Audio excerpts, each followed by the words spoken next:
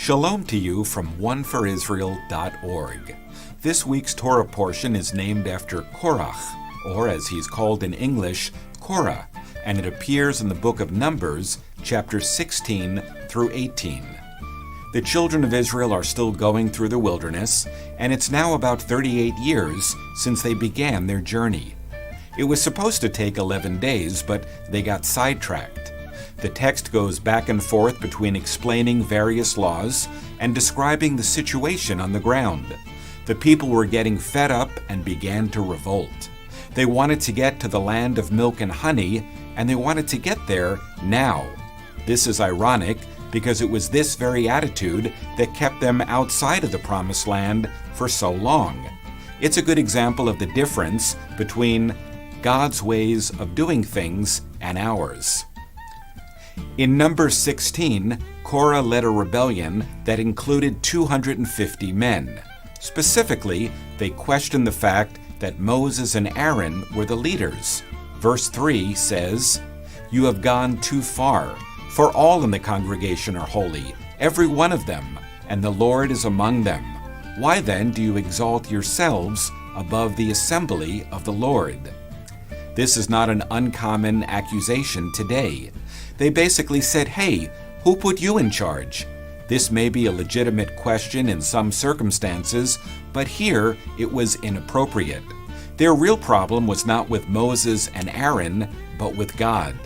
The roles and duties were already described in great detail, and there was no doubt that all of it came directly from God. That's why Moses said the following in verse 11, "Therefore it is against the Lord that you and all your company have gathered together." The root of all sin is rebellion in our hearts, putting ourselves and our desires above all else. This was the problem with Korah's rebellion. They were rejecting God's clearly revealed plan, and they were not content with what God had already provided. Much was given to them, but they wanted more. First, they were led out of Egypt. Not only that, these men were Levites. They had a unique and important role ministering in the tabernacle. Yet they didn't have some of the specific privileges that Aaron and his sons had. By comparing themselves with Moses and Aaron, they were revealing something about their own relationship with God. And instead of swallowing their pride, they themselves were swallowed up by God's wrath, as we see as the chapter continues. This scenario is alluded to once in the New Testament in Jude 1:11. Jude speaks of false teachers, those who show no reverence for God, and he writes, "Woe to them, for they walked in the way of Cain, and abandoned themselves for the sake of gain to Balaam's error, and perished in Korah's rebellion."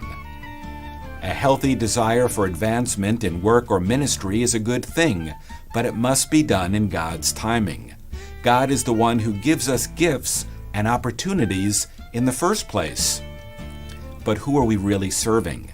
Korah's rebellion, like our own, reminds us that we must serve God first, and that will change how we interact with one another. 1 Peter 4:10 says, "As each has received a gift, use it to serve one another as good stewards of God's varied grace." Please join us again next week for another installment of 5 Alive. Wishing you God's shalom from oneforisrael.org, and don't forget to share. Our ministry, One for Israel, is an initiative of native-born Israelis on the forefront of media and high-tech evangelism, boldly proclaiming salvation to Israel. Raising up leaders and equipping them with the tools they need to transform our communities. We also provide humanitarian aid to Holocaust survivors with the love of Yeshua. Join us as we share the gospel in Israel. Become One for Israel.